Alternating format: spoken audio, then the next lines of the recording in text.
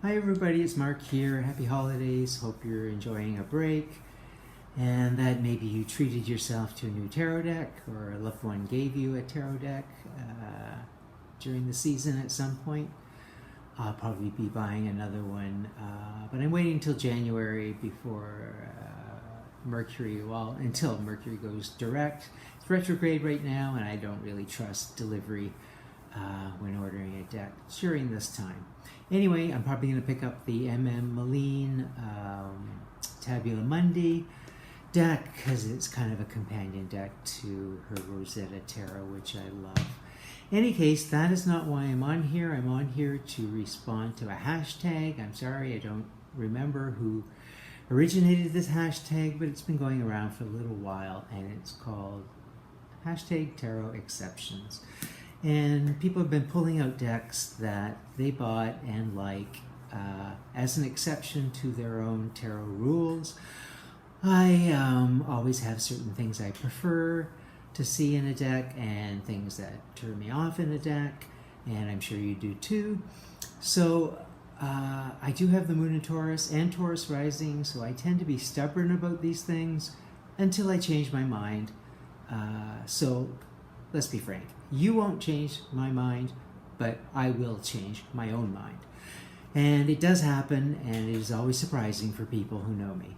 Anyway, so some of these surprising turns of mind I'm going to show you right now. And I have a list of 6 things that I prefer to see or not see in a tarot deck. And the first one, although it's not a deal breaker, I do prefer no borders to borders, just because I do like the way the cards blend into each other, especially if there's a palette that is consistent throughout the deck, and it's better for storytelling and just the way cards talk to each other. But there are some exceptions in that, and let me show you some of those now. One of those exceptions is in the slow tarot. The slow tarot does have borders, but they're very subtle. They don't take up a lot of the image, and they are color coordinated to suit and majors. So the majors are this color. I don't know what you would call it. Kind of looks brownish, purpley. The cups are bluish. The wands are a redder brown. And let me see the discs, if I can find one for you. Of course I can't. Oh, here they are. It's kind of a lighter brown. And in fact, and the aces, they've taken the borders away altogether, just to make them pop. So, I like the sort of color coordination of the suits. I just wish they were just a little more obvious in their distinctions, because they just look a little close for me. But in any case, this is my idea of a bordered deck that doesn't get in the way of the imagery and actually has a function as well. Another deck that I like the borders on is the Dame Darcy, and the reason I like it is, again, they're not in your face with their bordering. It's a very subtle kind of parchment paper kind of look to them. They definitely don't overpower the image in any way. So, and they're fairly small. They're not blinding white and in your face. So I like that, and that is the same reason the box I just showed you of Rosetta Tarot. It has sort of a papyrus kind of thing going on with the borders, which is easy on the eyes. Now there's some complications because there's hieroglyphics on the cards, so that may sort of get in the way of what you like. But I guess I just like this sort of buff colored border, because colors seem to pop, and there's no battling to be seen when there's a buff border. And I'm just going to go through these real quickly. One last one I'll show you is from the Tarot of the Old Path. I like what they did because there aren't any actual borders. There's these sort of wand things that sort of border just to cut out some of the white space that you see in the card.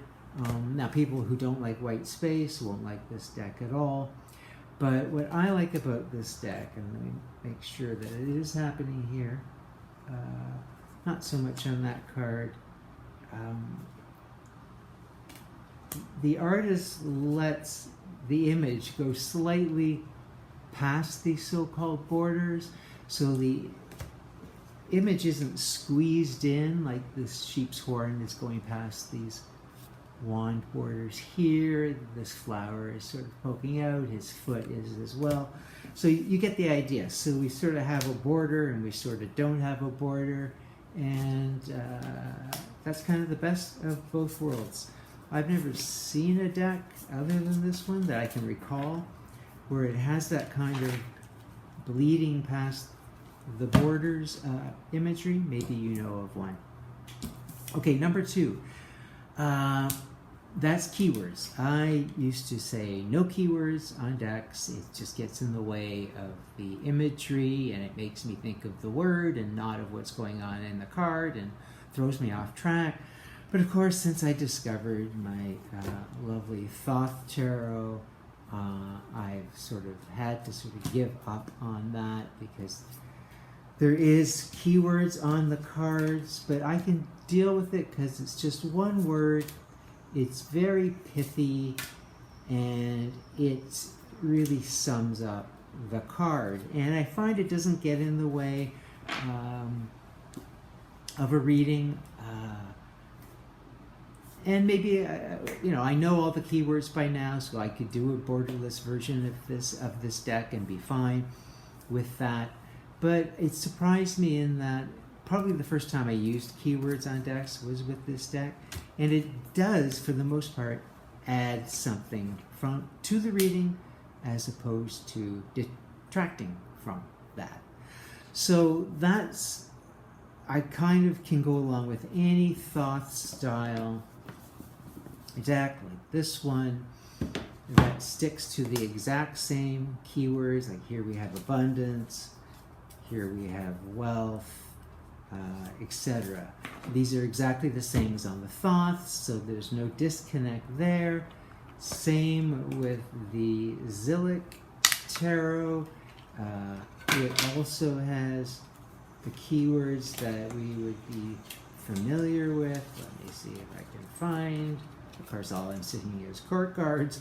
Anyway, here is like the 9 of discs. It says gain. That is exactly what the same card says in the Thoth. This 8 of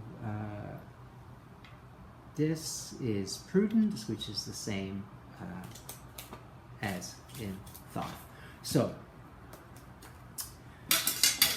there are though decks that have keywords that go in a different direction. This is very much a Thoth-based, Kabbalah-based, Golden Dawn-based deck. It's the Tarot of the Spirit.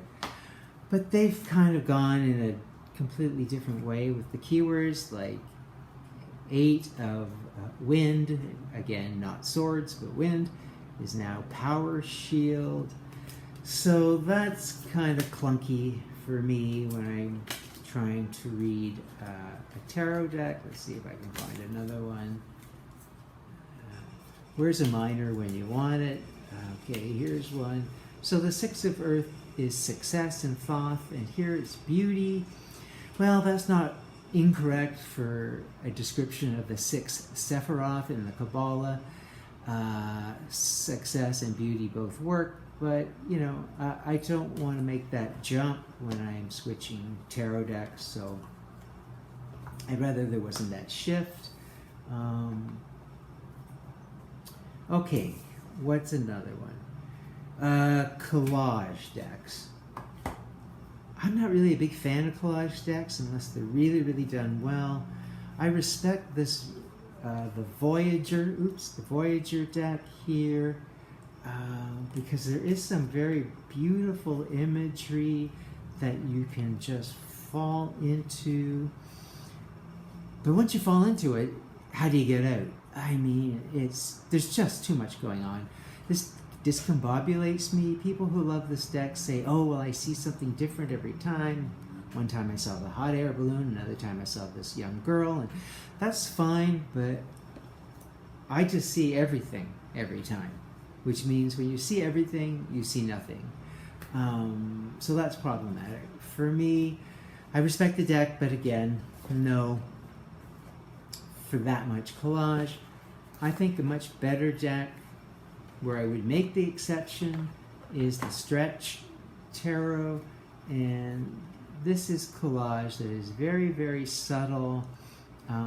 You'll also see that they use keywords, so there's 2 exceptions for this deck. Now, for the most part, they stick to the Thoth keywords. This is cruelty on the 9 of Swords, same as in Thoth.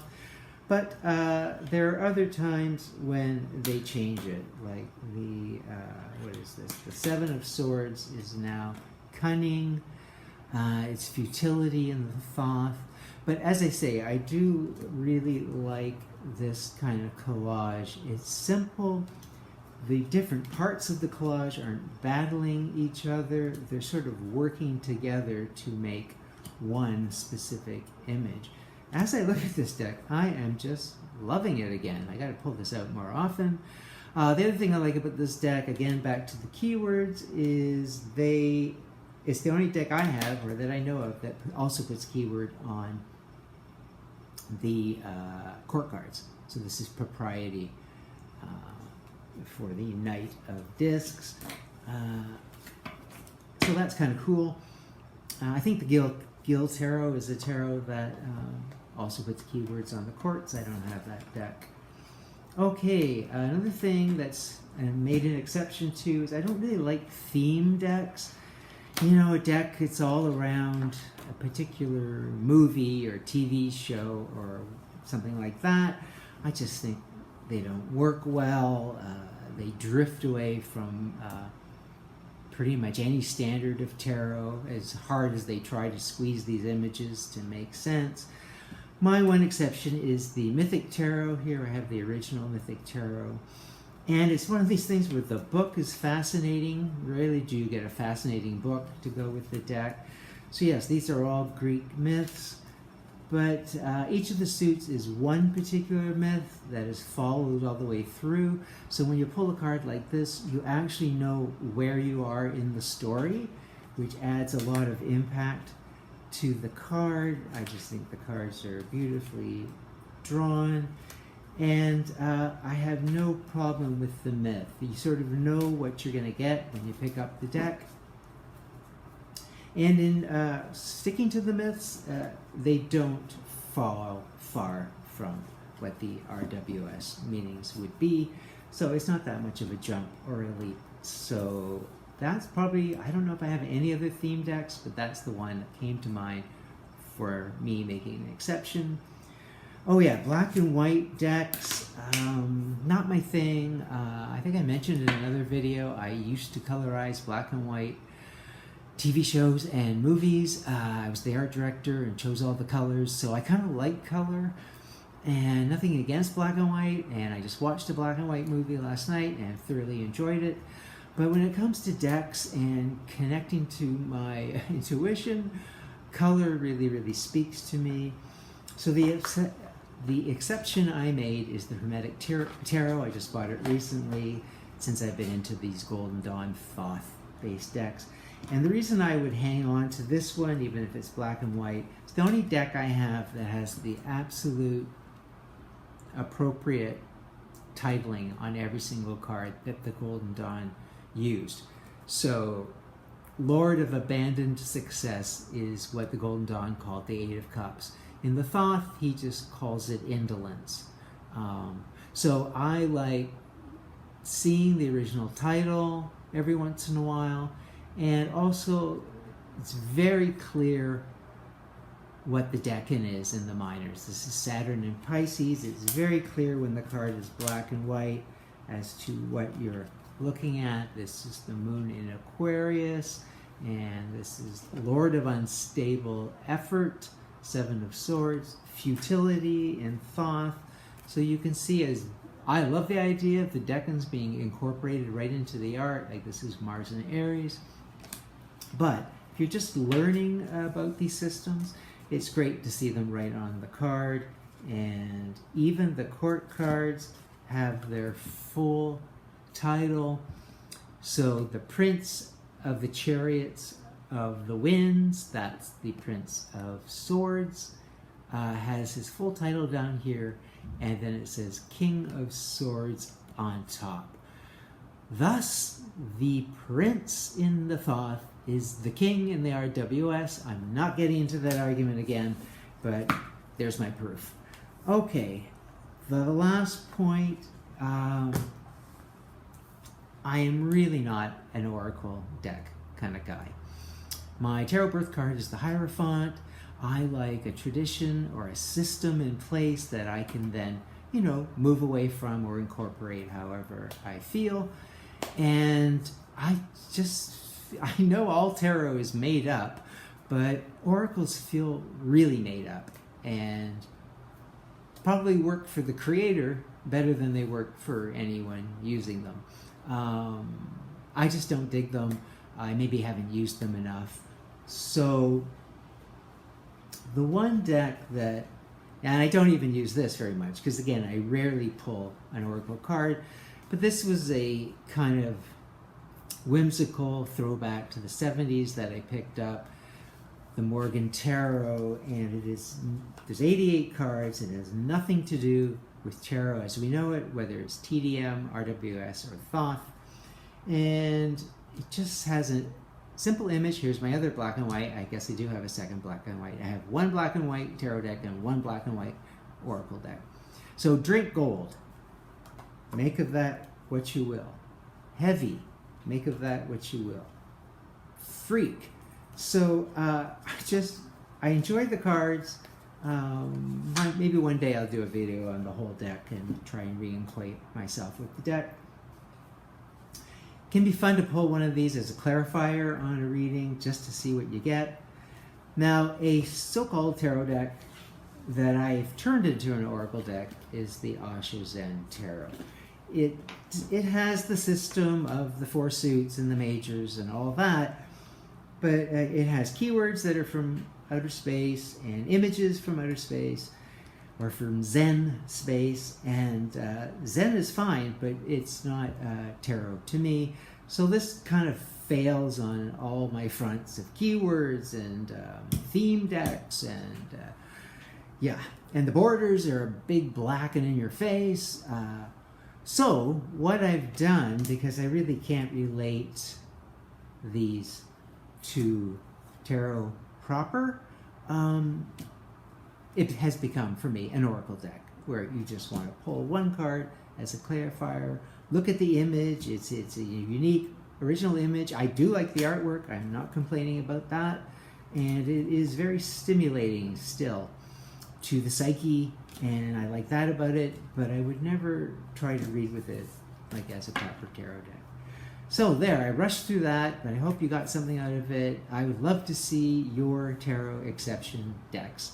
And that's all for now. Bye.